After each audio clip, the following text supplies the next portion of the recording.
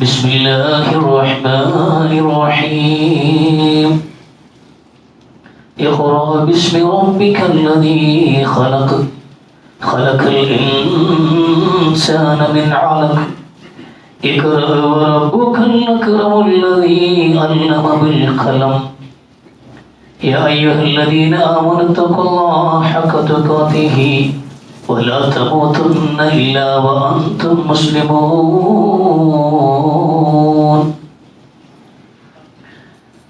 പ്രിയമുള്ള മുഅ്മിനീങ്ങളെ, സത്യവിശ്വാസികളെ, സർവശക്തനായ അല്ലാഹുവിന്റെ വിധിവിലക്കുകൾ അനുസരിച്ച് കഴിവിന്റെ പരമാവധി ജീവിതത്തിൽ അല്ലാഹുവിനെ തഖ്വ ചെയ്ത് ജീവിക്കണമെന്ന് ആമുഖമായി എന്നോട് നിങ്ങളോട് വസിയത്ത് ചെയ്യുകയാണ്.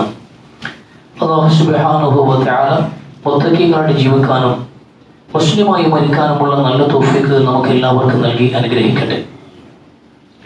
പ്രിയമുള്ളവരെ, ഒരിക്കൽ ചില ശിഷ്യന്മാർ അവരുടെ ഗുരുകുല സമ്പ്രദായത്തിലെ ഗുരുക്കളോട് ചോദിക്കുകയുണ്ടായി, ഗുരു, എന്താണ് ഈ അജ്ഞത എന്ന് പറഞ്ഞാൽ? എന്താണ് അജ്ഞത?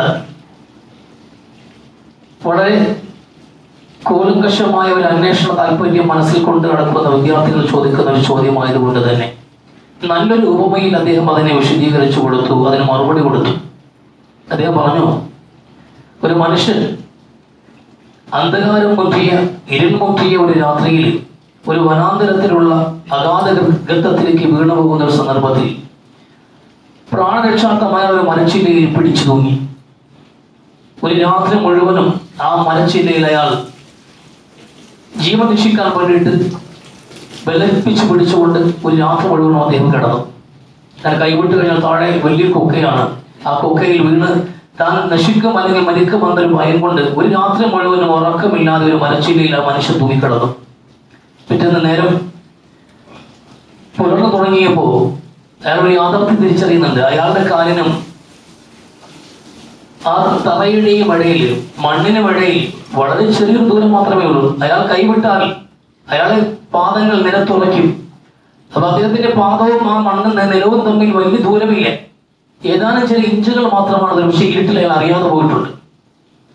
ഒരു രാത്രി മുഴുവൻ ആ മനുഷ്യന്റെ ഉറക്കം നഷ്ടപ്പെടുത്തിയത്, ഒരു രാത്രി മുഴുവൻ ആ മനുഷ്യനെ അസ്വസ്ഥനാക്കിയത്, ഒരു രാത്രി മുഴുവനും അയാൾ അശാന്തിയിലേക്ക് തള്ളിയിട്ടത് എന്തോ അതിന്റെ പേരാണ് അജ്ഞത എന്ന് ഒരു ഗുരു വിശദീകരിക്കുന്നുണ്ട്. സത്യത്തിൽ മനുഷ്യന്റെ ഒരു ജീവിതത്തിനെ കുറിച്ചുള്ള ഒരു വിശദീകരണം കൂടിയാണിത്. അജ്ഞത എന്നുള്ളത് വലിയൊരു ഇരുട്ടാണ്, വലിയൊരു അന്ധകാരമാണ്. ആ അന്ധകാരത്തിൽ നമ്മൾ അസ്വസ്ഥരായിട്ടും അശാന്തരവുമായിട്ടല്ലാതെ മനുഷ്യനെ ഈ ഭൂമിയിൽ ജീവിക്കാൻ കഴിയില്ല. അതുകൊണ്ട് തന്നെ മനുഷ്യനെ സംബന്ധിച്ചിടത്തോളം ശാന്തമായ ഒരു ജീവിതം മുന്നോട്ട് കൊണ്ടുപോകണമെങ്കിൽ, സമാധാനപരമായ ഒരു ജീവിതം മുന്നോട്ട് കൊണ്ടുപോകണമെങ്കിൽ, സ്വസ്ഥമായ ഒരു ജീവിതം മുന്നോട്ട് കൊണ്ടുപോകണമെങ്കിൽ അറിവിന്റെ വെളിച്ചം അനിവാര്യമാണ്. അറിവിന്റെ വെളിച്ചത്തിലൂടെ അല്ലാതെ സുശക്തമായ ശാന്തമായ സമാധാനമുള്ള ഒരു ജീവിതം മനുഷ്യന് മുന്നോട്ട് കൊണ്ടുപോകാൻ കഴിയില്ല. അങ്ങനെയുള്ള അറിവുകൾ മറ്റ് ജീവജാലങ്ങളെ അപേക്ഷിച്ച് ബാക്കിയുള്ള ജീവവർഗങ്ങൾക്കെല്ലാം അവർക്ക് ജീവിക്കാനുള്ള അറിവുകൾ ജന്മവാസനയായി തന്നെ അല്ലാഹു നൽകിയിട്ടുണ്ട്. എന്നാൽ മനുഷ്യനെ സംബന്ധിച്ചിടത്തോളം ആ അറിവുകൾ അവൻ സ്വയം ആർജിച്ചെടുക്കേണ്ടതുണ്ട് എന്നതാണ് വിശുദ്ധ ഖുർആനിൽ നമുക്ക് മനസ്സിലാക്കാൻ കഴിയുന്നത്. അതല്ലാതെ നമുക്ക് സ്വാഭാവികമായി മനുഷ്യനെ കുറിച്ച് പഠിക്കുന്ന ഏതൊരാൾക്കും അത് വ്യക്തവുമാണ്. നമുക്ക് ജീവിക്കാൻ ആവശ്യമായ അറിവുകൾ നമ്മൾ പഠിച്ചേ തീരും. മറ്റ് ജീവിവർഗങ്ങൾക്ക് അങ്ങനെയല്ല. വഹുവല്ലദീ അഖ്റജകും മിൻ ബുതൂനി ഉമ്മഹാതികും ലാ തഅലമൂന ശൈഅ വജഅല ലക്കും അസ്സമഅ വൽ അബ്സാറ വൽ അഫ്ഇദ ലഅല്ലകും തഷ്കുറൂൻ എന്ന വിശുദ്ധ ഖുർആൻ. നിങ്ങളുടെ ഉമ്മമാരുടെ ഗർഭപാത്രത്തിൽ നിന്ന് പുറത്തു കൊണ്ടുവന്നവൻ അല്ലാഹു ലാ തഅലമൂന ശൈഅൻ, നിങ്ങൾക്ക് ഒന്നും അറിയാത്തവരായിട്ടാണ് അല്ലാഹു നിങ്ങൾ എല്ലാവരെയും പുറത്തു കൊണ്ടുവന്നത്. നിങ്ങൾ ജനിച്ചു വീഴുമ്പോൾ നിങ്ങൾക്കാർക്കും ഒന്നും അറിയില്ല. ഒന്നും അറിയാത്തൊരവസ്ഥയിൽ നിന്നാണ് അല്ലാഹു നിങ്ങളെ കൊണ്ടുവന്നത്. പിന്നെ എന്നാൽ നിങ്ങൾക്ക് കണ്ണുകൾ നൽകി, നിങ്ങൾക്ക് കാതുകൾ നൽകി, അതുപോലെ ചിന്തിക്കാനുള്ള ശേഷിയും നിങ്ങൾക്ക് നൽകി. കാണാൻ കണ്ണുകളും കേൾക്കാൻ കാതുകളും ചിന്തിക്കാനുള്ള മൂളകളും നിങ്ങൾക്ക് നൽകിയിട്ടാണ് അല്ലാഹു നിങ്ങളെ പറഞ്ഞയച്ചത്. ലഅല്ലക്കും തഷ്കുറൂന, നിങ്ങൾ നന്ദിയുള്ളവരായി ജീവിക്കാൻ വേണ്ടി വിശുദ്ധ ഖുർആൻ. അപ്പൊ മനുഷ്യനെ സംബന്ധിച്ചിടത്തോളം ജനിക്കുമ്പോ ഖുലിഖൽ ഇൻസാനു ദഈഫ, ബലഹീനനായിട്ട് മറ്റ് ജീവിവർഗങ്ങൾക്ക് ജീവിക്കാനുള്ള എല്ലാ അറിവുകളും ജന്മവാസനയായി തന്നെ അല്ലാഹു നൽകുമ്പോൾ മനുഷ്യനെ സംബന്ധിച്ചിടത്തോളം ഒരു അറിവ് നൽകപ്പെടാതെയാണ് മനുഷ്യൻ പറന്നു വീഴുന്നത്. അതുകൊണ്ട് തന്നെ ജീവിക്കാനുള്ള അറിവുകൾ ആർജിച്ചെടുക്കേണ്ട മനുഷ്യന്റെ ബാധ്യതയാണ്. അതിനുള്ള വഴികളെല്ലാം അള്ളാഹു തുറന്നു വെച്ചിട്ടുണ്ട്. മനുഷ്യന്റെ മുമ്പിൽ അറിവിന്റെ എല്ലാ വാതിലുകളും തുറന്നിട്ടുകൊണ്ടാണ് ഓരോ മനുഷ്യനെയും ഭൂമിയിലേക്ക് അള്ളാഹു സുബ്ഹാനഹു വ തആല നയിക്കുന്നത്. ആ അറിവ് നമ്മൾ പഠിച്ചെടുക്കണം. ആ അറിവ് പഠിച്ച് നമ്മൾ സ്വയം ആർജിച്ചെടുത്ത് മുന്നോട്ട് പോകുമ്പോഴാണ് നമുക്ക് ഏറ്റവും ശാന്തമായ ഒരു ജീവിതം നയിക്കാൻ കഴിയുക, നമുക്ക് സ്വസ്ഥമായ ഒരു ജീവിതം നയിക്കാൻ കഴിയുക. അങ്ങനെ ജീവിക്കുമ്പോഴാണ് മനുഷ്യൻ ഈ ഭൂമിയിൽ ഉത്കൃഷ്ടനായി തീരുന്നതും.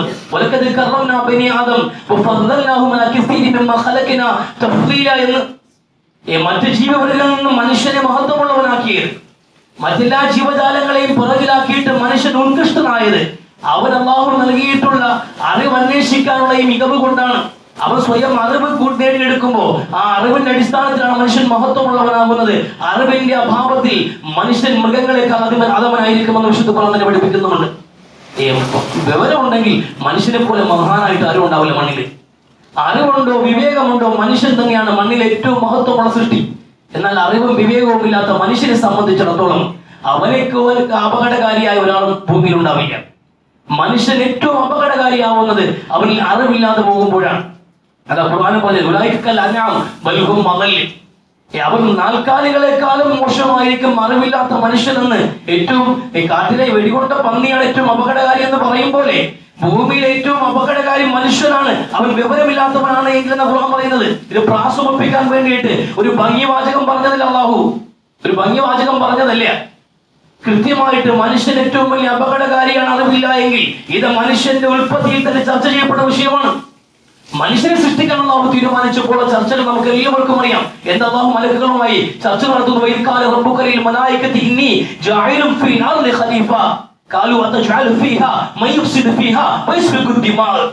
മലക്കുകളുമായി അല്ലാഹു നടത്തിയ ഒരു ചർച്ചയുണ്ട്, ഞാൻ മനുഷ്യനെ നിയോഗിക്കാൻ പോകുന്നു എന്ന്.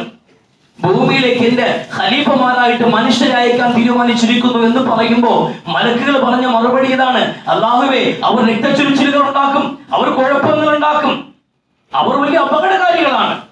അത്രയും അപകടകാരികളായ മനുഷ്യവർഗത്തെ പടക്കണം അല്ലാഹുവേ. അല്ലാഹു, നിനക്ക് വേണ്ടി പ്രകീർത്തനങ്ങൾ അർപ്പിക്കാനാണെങ്കിൽ, നിനക്ക് തസ്ബീഹ് ചൊല്ലാനാണെങ്കിൽ ഞങ്ങളിവിടെ ഉണ്ടല്ലോ മലക്കുകൾ, നമ്മളൊരു കുഴപ്പക്കാരല്ല. പക്ഷെ അല്ലാഹു അതിനെ കണ്ടിച്ചിട്ടില്ല. മലക്കുകൾ പറഞ്ഞ വാദഗതി അത് കണ്ടിച്ചിട്ടില്ല. എങ്ങനെയും അല്ല, മനുഷ്യന്മാർക്ക് ഡീസന്റ് ആണ് എന്ന് പറഞ്ഞിട്ടില്ല. അങ്ങനെ ഒരു മറുപടി കാണാൻ കഴിയില്ല. അവർ പറഞ്ഞത് ന്യായമായ കാര്യമാണ്. മനുഷ്യൻ അപകടകാരിയാണ്. അവന്റെ സ്വാർത്ഥ താല്പര്യങ്ങൾക്ക് വേണ്ടി ആരെയും കൊല്ലാൻ ഒരു മടിയുണ്ടാവില്ല. ഭൂമിയിൽ ആയിരങ്ങളെ ചുട്ടുകൊല്ലുന്നത് ഇവിടെ പതിവ് കാഴ്ചയാണുള്ളതെന്ന്. അപ്പൊ മനുഷ്യനെ സംബന്ധിച്ചിടത്തോളം അപകടകാരിയാണ്. ഇവിടെ ഭൂമിയിൽ ഉണ്ടാകുന്ന സകലമായ കുഴപ്പങ്ങളും മനുഷ്യൻ തുടങ്ങി വെക്കുന്നതാണ്. സ്വന്തം താല്പര്യങ്ങൾ സംരക്ഷിക്കാൻ വേണ്ടി ആരെയും കൊല്ലാനും തല്ലാനും ഒരു മടിയുമില്ലാത്തവരാണ് മനുഷ്യൻ. അത്രയും അപകടകാരിയാണ് മനുഷ്യൻ എന്ന മലക്കുകൾ പറഞ്ഞ യാഥാർത്ഥ്യത്തെ അല്ലാഹു അംഗീകരിച്ചു. അതിനോടൊപ്പം തന്നെ അല്ലാഹു മനുഷ്യനെ പടക്കുകയും ചെയ്തു. ആദം നബി അലൈഹിസ്സലാമിനെ സൃഷ്ടിച്ചിട്ട് ആദം നബി അലൈഹിസ്സലാമിനെ ഈ ഭൂമിയിലെ സർവ്വചരാചരങ്ങളെയും പരിചയപ്പെടുത്തി. ഒരു മനുഷ്യായുസ് മുഴുവനും അവസാനം വരെ വരുന്ന മനുഷ്യർ കടന്നു പോകുന്ന ലോകത്തിന്റെ എല്ലാ ഉപകരണങ്ങളും ആദം നബി അലൈഹിസ്സലാമിന്റെ മുമ്പിൽ കൊണ്ടുവന്നു. ജീവിതത്തെ പഠിപ്പിച്ചു കൊടുത്തു, ഓരോന്നും പഠിപ്പിച്ചു കൊടുത്തു. എല്ലാം പഠിപ്പിച്ചു കൊടുത്ത ആദം നബി അലൈഹിസ്സലാമിനെ നിർത്തിയിട്ടാണ് മലക്കുകളോട് അല്ലാഹു ആവശ്യപ്പെടുന്നത്. ഈ വിഷയങ്ങളെ കുറിച്ച് നിങ്ങൾക്ക് എന്താ പറയാനുള്ളത്? ഈ ഭൂമിയിൽ ഇങ്ങനെ അല്ലാഹുവിന്റെ സജ്ജീകരണങ്ങളെല്ലാം മലക്കുകളുടെ മുമ്പിൽ വെച്ചിട്ട് നിങ്ങൾക്ക് പറയാനുള്ളത് പറയാൻ അവർക്കറിയില്ല, അവർക്ക് അതിൽ അറിവില്ലായിരുന്നു. പക്ഷെ ആദം നബി അലൈഹിസ്സലാമിനെ പഠിപ്പിച്ചു കൊടുത്തത് കൊണ്ട് ആ കാര്യങ്ങളെല്ലാം കൃത്യമായി ഗ്രഹിച്ച ആദം നബി അലൈഹിസ്സലാം അവർക്ക് വിശദീകരിച്ചു കൊടുത്തു. അല്ലാഹു അവർക്ക് കൊടുത്ത മറുപടി വളരെ പ്രായോഗികമായ ഒരു മറുപടി. അല്ലാഹു കൊടുത്ത മറുപടി ഇതാണ്: നിങ്ങൾ പറഞ്ഞതുപോലെയാണ് മനുഷ്യൻ. അവൻ അപകടകാരിയാണ്, അവൻ കുഴപ്പങ്ങൾ ഉണ്ടാക്കുന്നവനാണ്. പക്ഷെ ആ കുഴപ്പങ്ങളും അപകടങ്ങളും അവൻ അതിജീവിക്കും. അവന്റെ അറിവ് കൊണ്ട് കാര്യങ്ങൾ പറഞ്ഞു കൊടുത്താൽ മനസ്സിലാവുന്നവനാണ് മനുഷ്യൻ. അവന് കാര്യങ്ങൾ മനസ്സിലാക്കാൻ കഴിഞ്ഞാൽ, വിവേക ബുദ്ധിയുള്ള മനുഷ്യൻ, ശരിയും തെറ്റും തിരിച്ചറിയാൻ കഴിയുന്ന മനുഷ്യൻ തെറ്റിൽ നിന്ന് മാറി ശരിയിലേക്ക് നടക്കും. അത് അങ്ങനെയുള്ള മനുഷ്യനാണ് ഞാൻ സൃഷ്ടിക്കുന്നത് എന്ന് അല്ലാഹു പഠിപ്പിച്ചു കൊടുത്തു മലക്കുകളെ. മനുഷ്യൻ അറിവുണ്ട് എങ്കിൽ അവൻ ശരിയിൽ നടക്കും, ഇല്ലെങ്കിൽ അപകടകാരിയാണ്. പക്ഷെ മലക്കുകൾ ഭയന്നതും ഇവിടെ നടന്നു, അല്ലാഹു തീരുമാനിച്ചതും ഈ ഭൂമിയിൽ നടന്നുകൊണ്ടിരിക്കുന്നു. രണ്ടും നടക്കുന്നുണ്ട് ഇവിടെ. അറിവില്ലാത്ത മനുഷ്യൻ ഈ ഭൂമിയിൽ ഏറ്റവും വലിയ നാശങ്ങൾ വിധിച്ചുകൊണ്ടേയിരിക്കുന്നുണ്ട്. കാലാകാലങ്ങളിൽ എല്ലാ കാലങ്ങളും അല്ലാഹു മനുഷ്യനെ അയച്ച ആദ്യകാലം മുതൽക്കേ ഈ പ്രക്രിയയുണ്ട്. അറിവ് കുറഞ്ഞു പോകുന്നിടത്തെല്ലാം അന്ധകാരം അടിഞ്ഞുകൂടുകയും ആ ഇരുളിൽ മനുഷ്യൻ കാണിക്കുന്ന അക്രമങ്ങൾ ഭൂമിയിൽ പെരുകുകയും ചെയ്തപ്പോഴെല്ലാം അറിവിന്റെ വെളിച്ചവുമായി പ്രവാചകന്മാരെ അല്ലാഹു നിയോഗിച്ചു. അത് ഭൂമിയിൽ അല്ലാഹുവിന്റെ ഒരു ക്രമീകരണം അങ്ങനെയാണ്. ഇരുട്ടിലേക്ക് മനുഷ്യർ പോയപ്പോഴെല്ലാം അള്ളാഹു പ്രവാചകന്മാരെ നിയോഗിച്ച് വെളിച്ചം വീശാൻ വേണ്ടിയിട്ട് ആ വെളിച്ചം ജനങ്ങൾക്ക് നൽകി. ജനങ്ങൾ വെളിച്ചത്തിലേക്ക് നടക്കാൻ തുടങ്ങി. അങ്ങനെ ആ ശൃംഖലയിൽ അവസാനക്കണ്ണിയായി മുഹമ്മദ് റസൂലുള്ളാഹി സ്വല്ലല്ലാഹു അലൈഹി വസല്ലം തങ്ങൾ വിശുദ്ധ ഖുർആൻ എന്ന മഹാവെളിച്ചവുമായി കടന്നു വന്നു. ആ വരുന്ന കാലഘട്ടത്തിൽ നമുക്കറിയാം, ഇന്ന് ചരിത്രകാരന്മാർ പറയുന്ന ഒറ്റ വാക്കിൽ പറഞ്ഞാല് ഡാർക്ക് ഏജ്, അത് ഏറ്റവും വലിയ ഇരുണ്ട യുഗമായിരുന്നു എന്ന്. 6-ാം നൂറ്റാണ്ട് ഏറ്റവും വലിയ ഇരുണ്ട യുഗമായിരുന്നു. അത്രമേൽ മോശമായ ഒരു ജീവിതം നയിച്ചിരുന്ന ഒരു സമൂഹ മധ്യത്തിലേക്കാണ് അല്ലാഹുവിന്റെ റസൂൽ സ്വല്ലല്ലാഹു അലൈഹി വസല്ലമ ആ ഇരുട്ടിലേക്ക് വീശിയ വെളിച്ചമായിരുന്നു മുഹമ്മദ് റസൂലുള്ളാഹി സ്വല്ലല്ലാഹു അലൈഹി വസല്ലം. ആദ്യം പറഞ്ഞത് ഇഖ്റ ബിസ്മി റബ്ബിക്കൽ ലദീ ഖലഖ ഖലഖൽ ഇൻസാന മിൻ അലഖ് ഇഖ്റ വറബ്ബുക്കൽ അക്രം അല്ലദീ അല്ലമ ബിൽ ഖലം. പേന കൊണ്ട് എഴുതാൻ പഠിപ്പിച്ച ദൈവത്തിന്റെ നാമത്തിൽ വായിക്കണമെന്ന്. പേന കൊണ്ട് എഴുതാൻ പഠിപ്പിച്ചത് ദൈവത്തിന്റെ നാമത്തിൽ വായിക്കണമെന്ന്. അറിവ് അന്വേഷിക്കണം, മനുഷ്യർ പഠിച്ചുകൊണ്ടേയിരിക്കണം. എഴുതാനും എഴുത്തും വായനയുമാണല്ലോ അറിവിന്റെ ഉറവിടങ്ങൾ. പ്രധാനമായ അറിവിന്റെ ഉറവിടങ്ങൾ എഴുത്തും വായനയുമാണ്. ആ എഴുത്തും വായനയും മുമ്പിൽ പരാമർശിച്ചുകൊണ്ട് അതിന് മുമ്പിൽ വെച്ചുകൊണ്ട് വായിക്കൂ, പഠിക്കൂ എന്ന മഹത്തായ ആഹ്വാനത്തോടു കൂടിയാണ് ഖുർആന്റെ അവതരണം ആരംഭിക്കുന്നത്. ഒരു സമൂഹത്തോട് ഇരുട്ടിൽ കഴിയുന്ന സമൂഹത്തിന്റെ മുമ്പിൽ ആദ്യം പറഞ്ഞത് വെളിച്ചത്തിലേക്ക് വരണമെങ്കിൽ അറിവ് സമ്പാദിക്കൂ എന്നാണ്, കാര്യങ്ങൾ പഠിച്ചു മനസ്സിലാക്കാൻ. അങ്ങനെ അറിവിന്റെ ലോകത്തേക്ക് ആ സമൂഹത്തെ ക്ഷണിച്ചു. ഇരുണ്ട യുഗത്തിൽ കഴിഞ്ഞ ആ സമൂഹം, അവരുടെ ഇരുണ്ട യുഗം എന്ന് പറയുമ്പോൾ അതിനെ വിശദീകരിക്കാൻ വേണ്ടിയിട്ട് ഡബ്ല്യൂയിൽ തുടങ്ങുന്ന 3 വാക്കുകളാണ് എളുപ്പത്തിൽ ചരിത്രകാരന്മാർ രേഖപ്പെടുത്തിയിട്ടുള്ളത്. വാർ, വൈൻ, പൊമൻ. മദ്യവും മദിരാശിയും അതോടൊപ്പം തന്നെ യുദ്ധത്തോടുമുള്ള അവരുടെ ആസക്തി മാത്രം പരിശോധിച്ചാൽ മതി ആ സമൂഹം എത്രമേൽ അധപ്പതിച്ചിരുന്നു എന്ന് മനസ്സിലാക്കാൻ, എത്രത്തോളം അന്ധകാലത്തിലായിരുന്നു സമൂഹം എന്ന് മനസ്സിലാക്കാൻ ഈ 3 കാര്യങ്ങൾ പരിശോധിച്ചാൽ മതി എന്നാണ് വെപ്പ്. വാസ്തവമാണ്, ഈ 3 കാര്യങ്ങളിലും അത്രത്തോളം അധപ്പതിച്ച ഒരു സമൂഹവും കടന്നുപോയിട്ടില്ല. അവരെ മുമ്പിലേക്കാണ് ഖുർആൻ വന്നിട്ട് വായിക്കൂ, പഠിക്കൂ എന്ന ആഹ്വാനത്തോടു കൂടി ആരംഭിക്കുന്നത്. 23 വർഷം കഴിഞ്ഞിട്ട് ഇന്ന് ചരിത്രകാലം എഴുതുന്ന പ്രയോഗം ഇരുണ്ട യുഗമാണ് എന്ന് പ്രവാചകൻ കാലേക്കൂട്ടി കണ്ടിട്ടാണോ എന്നറിയില്ല. കൃത്യമായ മറുപടി കൊടുത്തു, അസ്ഹാബിക്കൽ നുജൂം. എന്റെ പ്രവാചകന്മാർ അല്ലെ എന്റെ സഹാബാക്കൾ, എന്റെ അനുയായികൾ, അവർ നക്ഷത്രങ്ങൾക്ക് തുല്യരാണ്. അവർ വെളിച്ചമെന്നല്ല, അവർ വെളിച്ചത്തിലാണെന്നല്ല, അവർ തന്നെ വെളിച്ചമാണ്. ആ വെളിച്ചത്തിൽ സഞ്ചരിക്കുന്നവർക്ക് പോലും വഴിതെറ്റില്ല.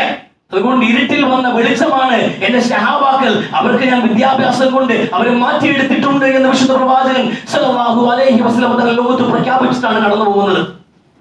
ആ വെളിച്ചമാണ് ഇന്ന് നമുക്ക് ഇരുട്ടായി പോയത്. ആ വെളിച്ചം ഇരുട്ടാണ്. ഇന്നത്തെ വിദ്യാഭ്യാസ നിലപാട് പ്രകാരം ആ വെളിച്ചമൊക്കെ ഇരുട്ടായിട്ടുണ്ട്. അതൊക്കെ കാലഹരണപ്പെട്ടു പോയ ഒരു സംസ്കാരമാണ്. 6-ാം നൂറ്റാണ്ടിലെ ഏതൊക്കെ ഒരു ഗോത്രവർഗക്കാരന്റെ സംസ്കാരങ്ങളാണോ, അല്ലെങ്കിൽ അയാളുടെ കെട്ടുകഥകളാണോ, അല്ലെങ്കിൽ അദ്ദേഹത്തിന്റെ നവോത്ഥാന ഗോത്രവർഗങ്ങളുടെ നടത്തിയ നവോത്ഥാനമാണോ ഈ 21-ാം നൂറ്റാണ്ടിൽ നമുക്ക് ആവശ്യമുള്ളത്? അതൊക്കെ കാലഹരണപ്പെട്ടു പോയ സംസ്കാരങ്ങളാണ്. അതൊക്കെ വലിച്ചെറിയൂ, പുതിയ പുരോഗമനത്തിലേക്ക് വരുമെന്നാണ് അന്ന് നടപ്പിലാക്കിയ നവോത്ഥാനങ്ങൾ. ആ വെളിച്ചം ഇന്ന് നമുക്ക് ഇരുട്ടായി തോന്നുന്നു. ആ വെളിച്ചം എന്താണ്? യുദ്ധം, അന്യായമായി പതിറ്റാണ്ടുകൾ നിന്ന് കൊലപാതകങ്ങളുടെ ആ പരമ്പരയുണ്ടെങ്കിൽ അവസാനിപ്പിക്കണം. മതത്തിന്റെയും ജാതിയുടെയും വർഗത്തിന്റെയും വർണ്ണത്തിന്റെയും പേരിൽ മനുഷ്യർക്കിടയിൽ നടപ്പിലാക്കുന്ന ഉച്ചനീചത്വങ്ങൾ അവസാനിപ്പിക്കണം. ഗോത്രത്തിന്റെ പേരിൽ മഹത്വം കൊള്ളുന്ന, കുടുംബ മഹിമയുടെ പേരിൽ അഭിമാനം കൊള്ളുന്ന ആ പരിപാടികൾ അവസാനിപ്പിക്കണം.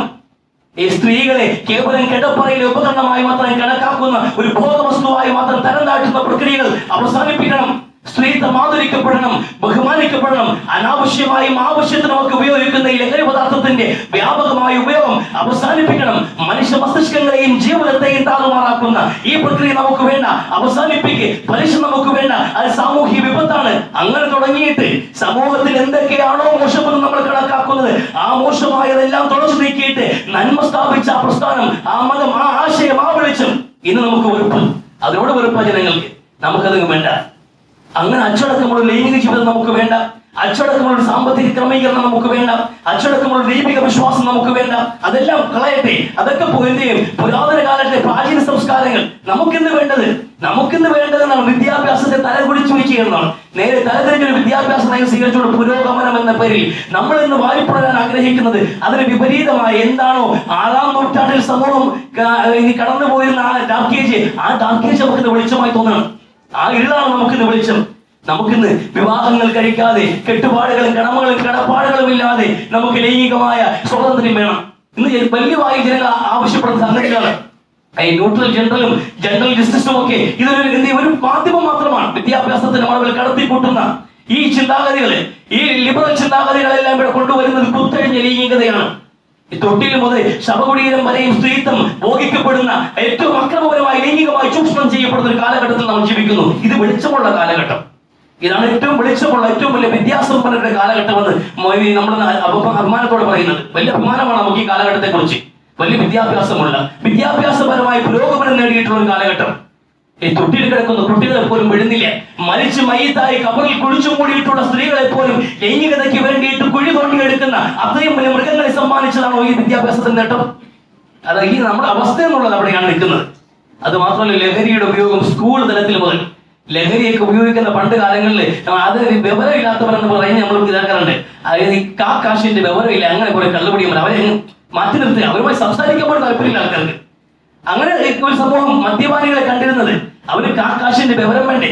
കള്ളു പിടിച്ചൊരു നേരം ആകുമ്പോഴത്തേക്കും തിണ്ണയിൽ കിടന്നുണ്ടെങ്കിൽ റോഡിൽ കിടന്ന് ബഹളം ഉണ്ടാക്കി അവരുമായിട്ട് സംസാരിക്കാൻ പോലും അവർക്ക് താല്പര്യമില്ല. പക്ഷെ ഇത് വിദ്യാസമ്പന്നരുടെ അടയാളമാണ്. ഒരു ഗെറ്റുഗദർ ആകുമ്പോഴത്തേക്കും ചേഴ്സ് പറഞ്ഞ ക്ലാസ്സുകളും കൂട്ടിമുട്ടിക്കാതെ ഒരു വിദ്യാസമ്പന്നയും ഒരു പാർട്ടിയോട് നടക്കുന്നില്ല. മദ്യം എഡ്യൂക്കേറ്റഡ് വിഭാഗത്തിന്റെ ഭാഗമായി മാറിയ ലഹരി പദാർത്ഥങ്ങൾ സ്കൂൾ തലം മുതൽ കുട്ടികളെ ലഹരി ഉപയോഗിച്ചുകൊണ്ടേ ഇരിക്കുന്നുണ്ട്. സ്കൂൾ കുട്ടികൾ പോലും ലഹരി പദാർത്ഥങ്ങൾ കച്ചവടക്കാരായ ഏജന്റുമാരായി വരുമാനമുള്ളവരായി മാറുന്നു എന്നുള്ളത് അത്ഭുതകരമാണ്. ഇത് നമ്മൾ പുരോഗമന കാലഘട്ടം. ഇത് വലിയ പുരോഗമന കാലഘട്ടം, വിദ്യാഭ്യാസപരമായി മുന്നേറിയ ഒരു കാലഘട്ടം. ഇത് വെളിച്ചത്തിന്റെ കാലഘട്ടമാണ് എന്ന് നമ്മൾ പറയുകയും ചെയ്യും. എത്രമേൽ വ്യാപകമായിട്ടാണ് ഈ കുട്ടികളെ ലഹരി ബാധിച്ചിരിക്കുന്നത്. നമ്മളൊന്നും ചിന്തിക്കാത്ത വിധത്തിൽ ലഹരി പദാർത്ഥങ്ങൾ ഉപയോഗിക്കുന്നത്. അതിനു വേണ്ടിയിട്ട് ഈ ലഹരി പദാർത്ഥങ്ങൾ അടിമപ്പെട്ടവർ അതിനുവേണ്ടി പിന്നെ നടത്തുന്ന ക്രൈമുകൾ, കുറ്റകൃത്യങ്ങൾ. ഇന്ന് ഏറ്റവും കൂടുതൽ കുറ്റവാളികൾ കുട്ടികളും കൗമാരപ്രായക്കാരും യുവാക്കളുമാണ്. സൈബർ ഇടങ്ങളിൽ കാണുന്ന ക്രൈമുകൾ ആരാ? പഠിക്കാത്ത ചെയ്തതാണോ? ഈ കൊലപാതകങ്ങൾ, ഈ പിടിച്ചുപറികൾ, മോഷണങ്ങൾ, ഈ കാണുന്ന കുറ്റകൃത്യങ്ങൾ, കൂടപ്പുറപ്പിന് പോലും നഗ്നത, നെറ്റ്വർക്ക് പോയി വിറ്റിട്ട് കാശുണ്ടാക്കാൻ മാത്രം മടിയില്ലാത്ത വിധം ലഹരിക്ക് അടിമപ്പെട്ടു പോയ തലമുറയെ സൃഷ്ടിച്ചത് ആധുനിക വിദ്യാഭ്യാസത്തിന് സമ്മാനമല്ലേ? ഇതിവിടെ നടന്നുകൊണ്ടിരിക്കുന്ന കാര്യമാണ്. ഇവിടെ നമുക്കിടയിൽ നടന്ന് വ്യാപകമായി നടക്കുന്ന സംഗതികളാണ് ഇതിവിടെ നടന്നുകൊണ്ടിരിക്കുന്നത്. ക്രൈമുകൾ ഈ നടക്കുന്ന എല്ലാം എഡ്യൂക്കേറ്റഡ് ആൾക്കാരാണ്. വലിയ വിദ്യാഭ്യാസത്തിന്റെ ബിരുദക്കൂമ്പാരങ്ങൾ പേരിനൊപ്പം ചേർത്തവരാണ് ഈ മഹാഭൂരിപക്ഷം ക്രൈമുകൾ പങ്കാളിയാകുന്നത്. അവയവ കച്ചവടങ്ങൾക്ക് നേതൃത്വം കൊടുക്കുന്ന ഡോക്ടർമാരല്ലേ, നല്ല വിദ്യാഭ്യാസമുള്ള ആൾക്കാരെ. പക്ഷെ മനുഷ്യനോട്, തന്റെ മുമ്പിൽ വരുന്ന രോഗിയോട് അവന് രോഗം നിർണയിച്ചിട്ട് ആ രോഗിയോട് കാണിക്കാവുന്ന ഒരു എത്തിക്സോട്, ധാർമ്മിക ഉത്തരവാദിത്വം ഉണ്ടല്ലോ, അത് മറന്നിട്ട് തന്റെ മുമ്പിൽ വരുന്ന രോഗിയെ ഒരു കച്ചവടച്ചരക്കായി മാത്രം കണ്ടിട്ട് അവന്റെ എവിടെയൊക്കെ എങ്ങനെയൊക്കെ പരിശോധിച്ചിട്ട് എങ്ങനെ നമ്മുടെ വ്യവസായം, എങ്ങനെ ഒരു ആശുപത്രിക്ക് വരുമാനം ഉണ്ടാക്കാം, എങ്ങനെ ഇവന്റെ ഏതൊക്കെ പാർട്ടുകൾ എടുത്ത് എവിടെയൊക്കെ വിൽക്കാമെന്ന് ചിന്തിക്കുന്ന എല്ലാവരും അങ്ങനെയാണെന്നല്ല. അങ്ങനെ ഒരു ന്യൂനപക്ഷവും ഇതിനകത്തുണ്ട്, അങ്ങനെ ഒരു ചെറു സംഭവം ഇതിനകത്തുണ്ട്. ആ അപകടങ്ങൾ നടക്കുന്ന വലിയ വിദ്യാഭ്യാസമുള്ള ആൾക്കാരെ ഇവരേക്ക് എന്തുകൊണ്ട് ഈ വിദ്യാഭ്യാസം കൊണ്ട് നിയന്ത്രിക്കപ്പെടുന്നില്ല? ഗതാഗത നിയമങ്ങൾ പോലും പാലിക്കാൻ കഴിയാത്തവർ. വലിയ വിദ്യാഭ്യാസമുണ്ട്, പക്ഷേ റോഡിൽ ഒരു മാന്യമായ യാത്ര ചെയ്യാൻ പോലും, റോഡ് നിയമങ്ങൾ പോലും പാലിക്കാൻ പരുവപ്പെടാത്ത വിധത്തിലുള്ള വിദ്യാഭ്യാസം കൊണ്ട് നമ്മൾ എന്ത് നേടി? സ്വന്തം അച്ഛനെയും അമ്മയെയും തിരിച്ചറിയാത്ത വിദ്യാഭ്യാസം കൊണ്ട് എന്ത് നേടി? നമ്മുടെ വിദ്യാഭ്യാസം നിൽക്കുന്ന സ്ഥലം അവിടെയാണ്. നമ്മുടെ വിദ്യാഭ്യാസം തകർന്നു പോയ ഭാഗം അവിടെയാണ്. നമ്മുടെ കുട്ടികൾ ഇങ്ങനെ, നമ്മുടെ വിദ്യാഭ്യാസത്തിന്റെ വിഷയം വരുമ്പോൾ നമ്മുടെ മക്കളുടെ വിഷയത്തിൽ നമുക്ക് പോലും വ്യക്തമായ കാഴ്ചപ്പാടില്ല. എന്ത് പഠിക്കണം, എന്ത് പഠിപ്പിക്കണം, കുട്ടികൾക്കും അറിയില്ല, രക്ഷകർത്താക്കൾക്കും അറിയില്ല. ഇവിടെ കമ്പോളവൽക്കരിക്കപ്പെട്ട സമൂഹത്തിന്റെ കുത്തൊഴുക്കിനൊപ്പം ഒഴുകിപ്പോകുന്നവരായി നമ്മൾ മാറിയിട്ടുണ്ട്. നമ്മൾ ആലോചിക്കുന്നത് നമ്മുടെ മക്കൾ എന്താകണം, എന്താണ് എന്റെ മകൻ പഠിക്കേണ്ടത്, അവൻ എന്നോട് എങ്ങനെയാണ് പെരുമാറേണ്ടത്, വലുതാകുമ്പോൾ അവനെ കൊണ്ട് എനിക്ക് എന്ത് ഉപകാരം ഉണ്ടാകും, എന്റെ ഭാര്യയ്ക്ക് എന്ത് ഉപകാരം ഉണ്ടാകും, ഈ കുടുംബത്തിനും നാട്ടുകാർക്കും ഒക്കെ എങ്ങനെയാണ് അവൻ ബിഹേവ് ചെയ്യേണ്ടത്, ഏത് വിദ്യാഭ്യാസം കൊടുത്താലാണ് അവൻ നല്ലൊരു ഭാവി അവൻ ഉണ്ടാവുക. നമുക്കിതൊന്നും അറിയില്ല, നമ്മൾ ആലോചിക്കാറില്ല. ഇതൊക്കെ തീരുമാനിക്കുന്ന അങ്ങാടിയാണ്. ഇന്ന് കമ്പോളവൽക്കരിക്കപ്പെട്ട ഒരു ലോകത്താണ് നമ്മൾ ജീവിക്കുന്നത്. നമുക്ക് തീരുമാനങ്ങളില്ല. നമ്മുടെ അടുക്കളയിലേക്ക് എന്ത് വേണമെന്ന് തീരുമാനിക്കാൻ പോലും നമ്മളെ കൊണ്ട് കഴിയാതായിട്ടുണ്ട്. വീട്ടിൽ ഇരുന്നിട്ട് ഭാര്യയോട് ചോദിക്കണം എന്തൊക്കെയാ വേണ്ടത്, എന്താ നാളെ എന്റെ ആവശ്യ സാധനങ്ങൾ എന്തെങ്കിലും കുറവുണ്ടോ എന്ന് ചോദിച്ചിട്ട് ഭാര്യയുമായി ചർച്ച ചെയ്തിട്ട് ഒരു ലിസ്റ്റ് നമ്മൾ തയ്യാറാക്കി വീട്ടിലേക്ക് നമ്മൾ സാധനമാക്കാൻ വേണ്ടി കാലത്തെ കൃഷി വെച്ച് പോകുന്ന രീതി പണ്ടുണ്ട്. വീട്ടിൽ എന്തൊക്കെ ആവശ്യമുള്ളതാണ്. അപ്പൊ അത്യാവശ്യം പറഞ്ഞാൽ ഇപ്പൊ പൈസ കുറവാ, ഇപ്പൊ രണ്ടു സാധനങ്ങൾ വിട്ടുകയും ചെയ്യും, കാരണം അത്യാവശ്യത്തിനുള്ളത് മതിയെന്ന് വീട്ടിൽ ചർച്ചയുടെ. പക്ഷെ ഇപ്പൊ അങ്ങനെയില്ലേ.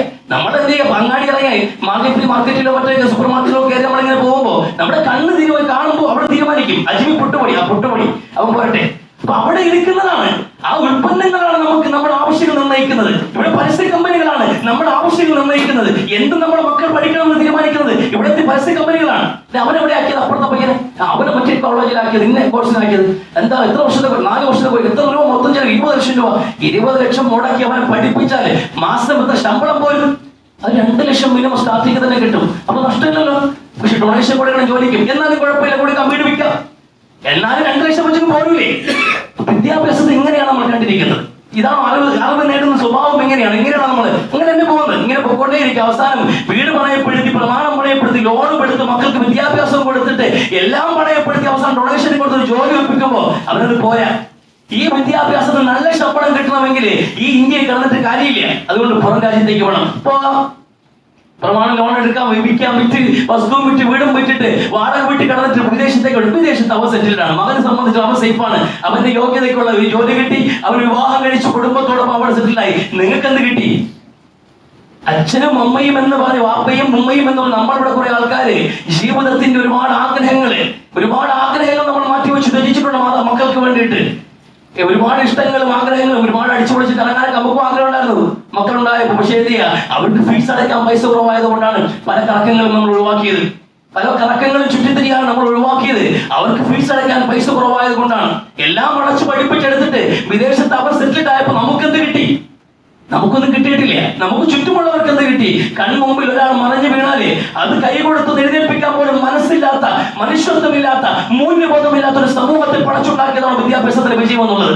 നമ്മളൊരു വലിയ പങ്കാളിയില്ലേ? നമ്മുടെ മക്കൾ ആരെങ്കിലും റോഡിൽ പോകുമ്പോൾ ബൈക്ക് തട്ടി ഒരാൾ തറയിൽ വീണ് കഴിഞ്ഞാലേ അവൻ അടുത്ത കാതിൽ മൊബൈൽ വെച്ചിട്ട് ഒരാൾ വണ്ടി ഇടിച്ച് ആക്സിഡന്റ് ആയി കിടക്കണം കേട്ടോ എന്ന് പറഞ്ഞ് പോവുകയില്ലാതെ ഒന്ന് ഇറങ്ങി കൈ കൊടുക്കാൻ. ഒരു അപകടത്തിൽപ്പെട്ട് ചോരയെ കുളിച്ച് കിടക്കുന്ന മനുഷ്യനെ സഹായിക്കാത്തവൻ പിന്നെ ആരെ സഹായിക്കുന്നത്? ആരെ സഹായിക്കില്ല. ഇവർക്ക് സഹായിക്കാറില്ല. കാരണം നമ്മുടെ ഈ ലോകത്ത് പണം ഉണ്ടാക്കാൻ വേണ്ടി ഓടുന്ന മെഷീനുകളാണ് എന്ന് അവരെ നമ്മൾ പഠിപ്പിച്ചു വെച്ചിട്ടുണ്ട്. അവരതേ പഠിച്ചിട്ടുള്ളൂ. നമ്മളിവിടെ സമയം കളയാൻ പാടില്ല. നമ്മൾ അപ്പോഴും ഈ ജോലിയാണ്. നമ്മൾ പണം ഉണ്ടാക്കാൻ വേണ്ടി ഓടിക്കൊണ്ടേയിരിക്കുകയാണ്. ലോകത്ത് എവിടെ നോക്കിയാലും മനുഷ്യരെ കാണാൻ കഴിയുന്ന ലോകത്താണ് നമ്മളുള്ളത്. അത്രയും ജനങ്ങൾ നിബിഡമായിരിക്കുന്ന ഈ ലോകത്ത് മനുഷ്യർ പരസ്പരം ചിരിക്കാത്തൊരു കാലഘട്ടം.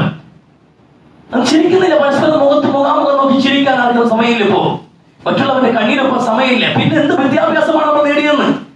ഇത് നമ്മൾ കൊടുക്കണം. നമ്മളെ മക്കളെ നമ്മൾ പഠിപ്പിക്കുമ്പോഴത്തേക്കും LKG പഠിക്കാൻ വേണ്ടി നമ്മൾ കുട്ടിയെ വിളിച്ചോളൂ. പ്രീ പ്രൈമറി പഠിക്കാൻ വേണ്ടിയിട്ട് ആദ്യം പുസ്തകവും പിടിച്ച് ആദ്യത്തെ നോട്ട്ബുക്കും വായിച്ചിട്ട് അങ്ങോട്ട് ഒരു വാട്ടർ ബോട്ടിലും വായിച്ചിട്ട് കുടയും വായിച്ച് വേഗം ഒരു നല്ല ബൊമ്മയുടെ രൂപമുള്ള ഒരു ബാഗം വായിച്ചിട്ട് ഒരു കുഞ്ഞിനെയും കൊണ്ട് വിദ്യാഭ്യാസ സ്ഥാപനത്തിന് ആദ്യത്തെ പണം കാലം വെക്കുമ്പോൾ ഇതെന്റെ ആദ്യത്തെ ഇൻവെസ്റ്റ്മെന്റ് ആണ്. 20 കൊല്ലത്തിനകത്ത് ഇവനെ കൊണ്ട് എനിക്ക് കുറെ പണം ഉണ്ടാക്കണം എന്ന ചിന്തയുണ്ടെങ്കിൽ വണ്ടിക്കാളയെ പോലെ നിങ്ങൾ കൊണ്ടുപോകുന്ന ഈ കുട്ടികളുണ്ടല്ലോ, ഇവരെ കൊണ്ട് നിങ്ങൾക്ക് ഒരു ഉപകാരം ഉണ്ടാവാൻ പോകുന്നില്ല.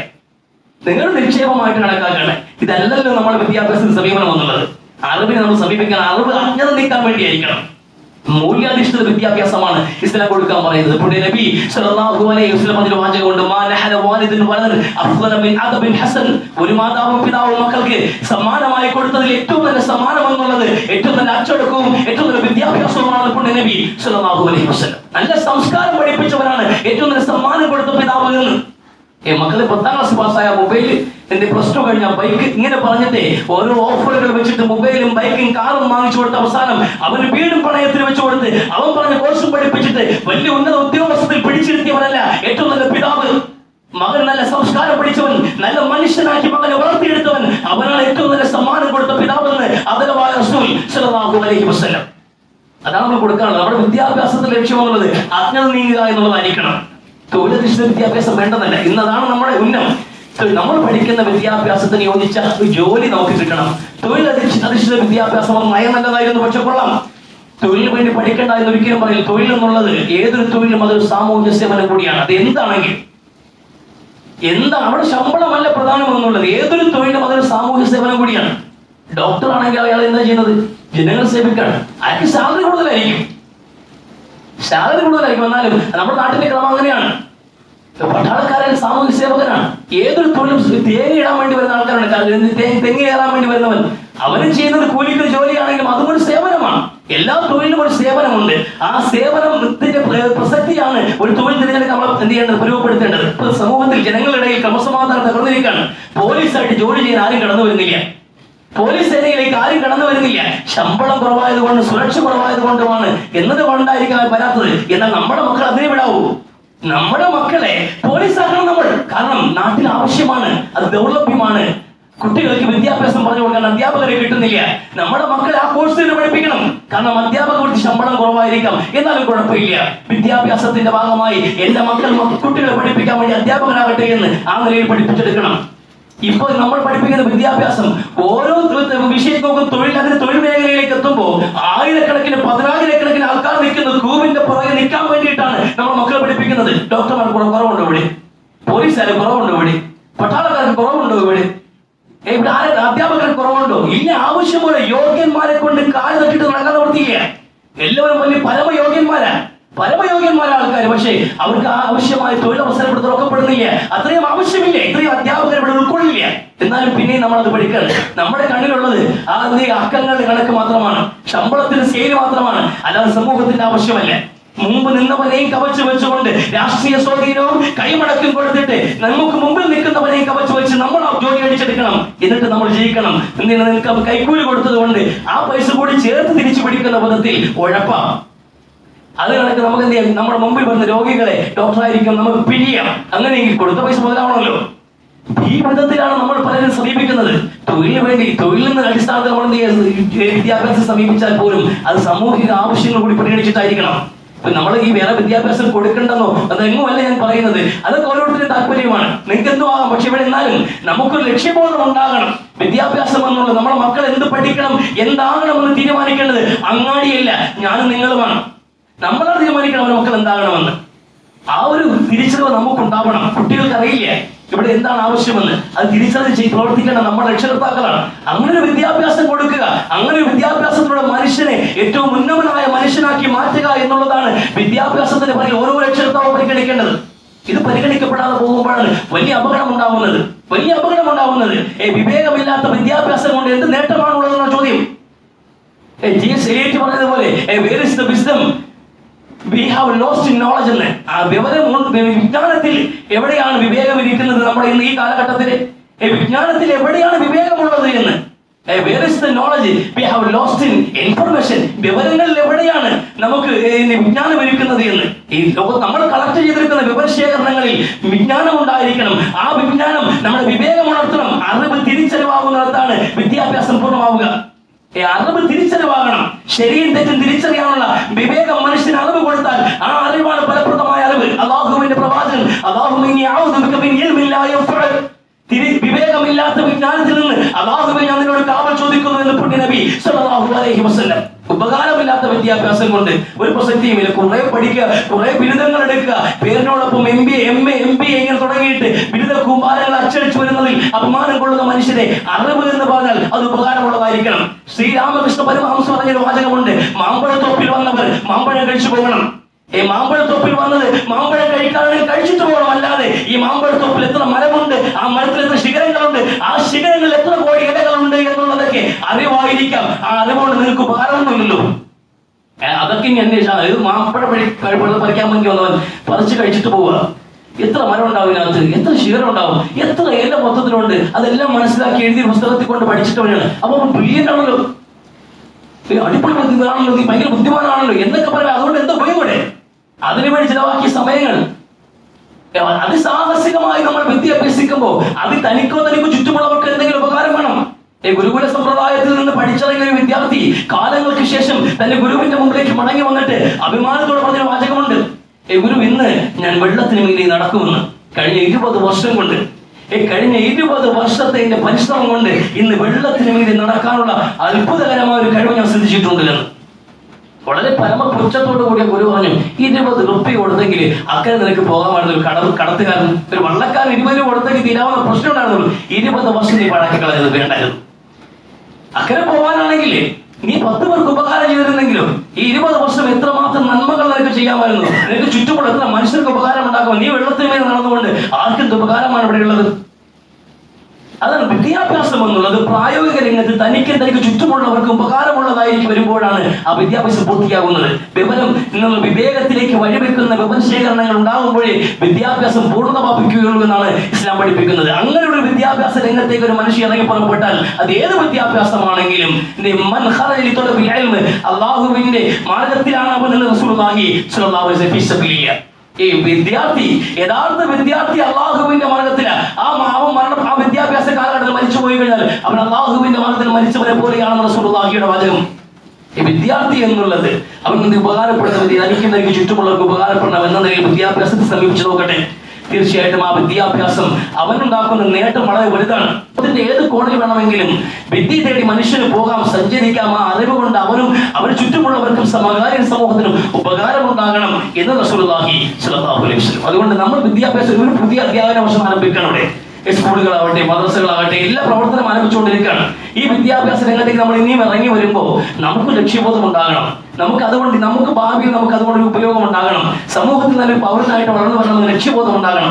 അത് കൃത്യമായി ആ ലക്ഷ്യബോധത്തോടുകൂടി വിദ്യാഭ്യാസത്തെ സമീപിക്കുക. കേവലം ശമ്പളങ്ങൾ നേടിയെടുക്കാനുള്ള തൊഴിൽ കണ്ടെത്താനുള്ള മാർഗമായിട്ട് മാത്രം വിദ്യാഭ്യാസത്തെ സമീപിക്കുന്ന രീതി ഒരിക്കലും നമുക്ക് നല്ലതുണ്ടാക്കില്ല എന്ന് ഓർമ്മപ്പെടുത്താനാണ് ഇത്രയും പറഞ്ഞത്. അല്ലാഹു ചിന്തിക്കാനും പ്രവർത്തിക്കാനും തൗഫീഖ് നൽകി അനുഗ്രഹിക്കട്ടെ.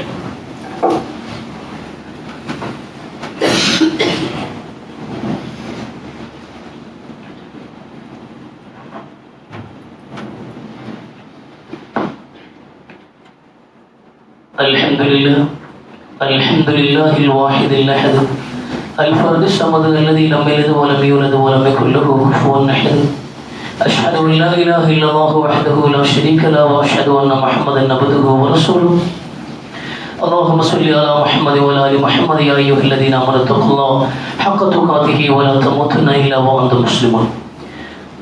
പ്രിയമുള്ള മുഅ്മിനീങ്ങളെ, സത്യവിശ്വാസികൾ, ഒരിക്കൽ കൂടി അല്ലാഹുവിനെ തഖ്വയിൽ ജീവിക്കണമെന്ന് എന്നോട് നിങ്ങളോട് വസിയത്ത് ചെയ്യുകയാണ്.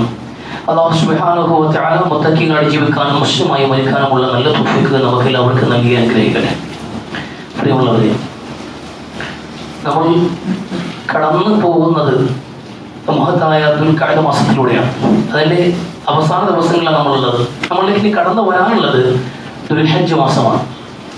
ദുൽഹജ്ജ് മാസവും അള്ളാഹു പവിത്രമാക്കിയ മാസമാണ് എന്നതിലുപരി ദുൽഹജ്ജിന്റെ ആദ്യത്തെ 10 ദിവസങ്ങൾ അള്ളാഹു ഏറ്റവും ശ്രേഷ്ഠമാക്കിയ ദിവസങ്ങളാണ് എന്നാണ് റസൂലുള്ളാഹി സ്വല്ലല്ലാഹു അലൈഹി വസല്ലം തങ്ങൾ പഠിപ്പിക്കുന്നത്. മാമിൻ അയ്യാമിൻ അഫ്ളലു ഇൻദല്ലാഹി മിൻ അശ്രിൽ ഹിജ്ജ എന്ന റസൂൽ സ്വല്ലല്ലാഹു അലൈഹി വസല്ലം. ദുൽഹജ്ജിന്റെ ആദ്യത്തെ 10 ദിവസങ്ങളെക്കാൾ മഹത്തരമായ ദിവസങ്ങൾ ഇല്ല എന്നാണ് റസൂലുള്ളാഹി സ്വല്ലല്ലാഹു അലൈഹി വസല്ലം തങ്ങൾ നമ്മൾ പരിചയപ്പെടുത്തുന്നത്. അപ്പൊ അത്രമേൽ പവിത്രമായിട്ടുള്ള ദുൽഹജ്ജ് മാസം അത് 30 ദിവസവും പവിത്രമാണ്. ആ പവിത്രമായ 30 ദിവസങ്ങളിൽ അത് വിശേഷപ്പെട്ട ഏറ്റവും സുപ്രധാനമായ ദിവസങ്ങളാണ് ദുൽഹജ്ജിന്റെ ആദ്യത്തെ 10 ദിവസങ്ങൾ. ആ 10 ദിവസങ്ങൾ റമദാൻ എന്ന പോലെ റമദാൻ മാസമൊക്കെ കടന്നു വരുമ്പോൾ നമുക്ക് അതിന്റെ ഒരു ജാഗ്രതയുണ്ട്. റമദാൻ മാസം കടന്നു വരുമ്പോൾ അത് നല്ല സമയങ്ങളാണ് കടന്നു വരുന്നത്. ഇത് ഫലപ്രദമായി ഉപയോഗിക്കണമെന്ന നിശ്ചയദാർഢ്യം നമുക്കുണ്ട്. നന്മകൾ പ്രവർത്തിക്കുന്നതിൽ വലിയ ആവേശം കാണുന്നുണ്ട്. തിന്മകളിൽ നിന്ന് മാറി നിൽക്കാൻ ബോധപൂർവ്വം തന്നെ നമ്മൾ ശ്രമിക്കാറുണ്ട്. പക്ഷേ ആ ഒരു ശ്രമവും ആ പരിശ്രമവും ആ ജാഗ്രതയും ഒന്നും ഈ മറ്റു പവിത്രമായ ദിവസങ്ങൾ കടന്നു വരുമ്പോൾ തീരെ കാണാറില്ല. അതിൽ ഏറ്റവും കൂടുതൽ അവഗണിച്ചു പോകുന്ന മുസ്ലിം ഉമ്മത്ത് പാടെ അവഗണിച്ചു പോകുന്ന ദിവസങ്ങളിൽ ഒന്നാണ്. ദിവസങ്ങൾ ചിലതാണ് ദുൽഹജ്ജ് 10 ദിവസങ്ങൾ. ചെറിയ ദിവസം, ഒരു നിസാരമായി കണക്കാക്കേണ്ട ദിവസങ്ങളല്ല. പവിത്രമായ ദിവസങ്ങൾ, പവിത്രമായ സമയങ്ങൾ, ഇത്തരം സമയങ്ങളും ദിവസങ്ങളും അതിനെ കളങ്കപ്പെടുത്തുന്ന വിധത്തിലുള്ള പ്രവർത്തനങ്ങളിലാണ് വിശ്വാസികൾ ഏർപ്പെടുന്നതെങ്കിൽ തീർച്ചയായിട്ടും വേദനയേറിയ ശിക്ഷകൾ അവർ അനുഭവിക്കേണ്ടി വരുമെന്നുള്ള താക്കീതിന്റെ സൂചനകളൊക്കെ വിശുദ്ധ ഖുർആൻ നൽകുന്നുണ്ട്. വലിയ ഗൗരവമുള്ള ഒരു വിഷയമാണ്. നമ്മൾ കടന്നു പോകുന്ന ദിവസങ്ങൾ വളരെ പവിത്രമാണ്. ഇന്ന് നമ്മൾ കടന്നു പോകാനിരിക്കുന്ന ദിവസങ്ങൾ അതിപവിത്രമായ ദിവസങ്ങളാണ്. അതുകൊണ്ട് ദുൽഹജ്ജിന്റെ 10 ദിവസങ്ങളും ആ രാവും പകലുകളും നമ്മൾ കഴിവിന്റെ പരമാവധി ഇപ്പോൾ ചെയ്യുന്നതിനേക്കാൾ കൂടുതൽ അമലുകൾ സമ്പാദിച്ചു വെക്കാൻ ശ്രമിക്കണം. കൂടുതൽ നന്മകൾ ചെയ്യാൻ നമ്മൾ ശ്രമിച്ചുകൊണ്ടേയിരിക്കണം. അതോടൊപ്പം തന്നെ ഈ പകലുകളിൽ രാത്രികളിൽ നമ്മൾ തിന്മകളുടെ വിഷയത്തിലും വലിയ ജാഗ്രത പുലർത്തണം. വലിയ നമ്മൾ ഒരുപാട് നമ്മൾ സ്വാഭാവികമാണ്. മനുഷ്യരുടെ സ്വാഭാവികതയുടെ പുറത്ത് ഒരുപാട് തെറ്റുകൾ നമ്മൾ ചെയ്തു പോകുന്നവരാണ്. പക്ഷെ അതിനൊക്കെ ഒരു സ്പീഡ് ബ്രേക്കാണ് ഇത്തരം സന്ദർഭങ്ങൾ. റമദാൻ കടന്നു വരുമ്പോൾ നമ്മൾ പെട്ടെന്ന് നിർത്തി മാറാൻ തീരുമാനിക്കുന്നുണ്ട്. അത് മനുഷ്യനുണ്ടാകണം മാറ്റം. വിശ്വാസിക്ക് അത് ഉണ്ടാകണം. ദുൽഹജ്ജ് കടന്നു വരുന്നുണ്ട്, പെട്ടെന്ന് നമ്മൾ നിർത്തിയിട്ട് ഒരു ശ്രദ്ധ, ഒരു ജാഗ്രത, ഒരു ഉണർവ്, ഒരു തിരിച്ചറിവിൽ നമ്മൾ കടന്നു വരികയും വേണ്ട, ഞാൻ ഒരു ദിവസം അല്ലാഹുവിലേക്ക് മടങ്ങേണ്ടവനാണ്, അതുകൊണ്ട് തെറ്റിൽ നിന്ന് മാറി നിൽക്കാമെന്നൊരു തീരുമാനമുണ്ടല്ലോ, ഒരു പ്രതിജ്ഞ എടുത്തുകൊണ്ട് നമ്മൾ കർമ്മങ്ങൾ സൂക്ഷിക്കേണ്ട ദിവസങ്ങൾ കൂടിയാണ് ദുൽഹജ്ജിന്റെ 10 ദിവസങ്ങൾ. അതുകൊണ്ട് അത്രമേൽ ശ്രദ്ധയോടുകൂടി തന്നെ വേണം നമ്മൾ ഈ ദിവസങ്ങളെ കൈകാര്യം ചെയ്യാൻ. അങ്ങനെയുള്ള തിന്മകളിൽ നിന്ന് മാറി നിൽക്കാനും നന്മകൾ വർദ്ധിപ്പിച്ചുകൊണ്ട് ഈ ദിവസങ്ങളെ ഗുണകരമാക്കാനുമുള്ള ശ്രമങ്ങൾ വിശ്വാസികളുടെ ഭാഗത്തുനിന്നുണ്ടാകണം. അല്ലാഹു സുബ്ഹാനഹു വ തആല ചിന്തിക്കാനും പ്രവർത്തിക്കാനും തൗഫീഖ് നൽകി അനുഗ്രഹിക്കട്ടെ. അല്ലാഹു മഗ്ഫിർ ലിൽ മുഅ്മിനീന വൽ മുഅ്മിനാത്ത് വൽ മുസ്ലിമീന വൽ മുസ്ലിമാത്ത്. റബ്ബനാ ആതിനാ ഫിദ് ദുനിയ ഹസന വഫിൽ ആഖിറതി ഹസനത വഖിനാ അദാബന്നാർ. റബ്ബനാ റബ്ബി തമ്മിം ബിൽ ഖൈരി വശ് ശആദ.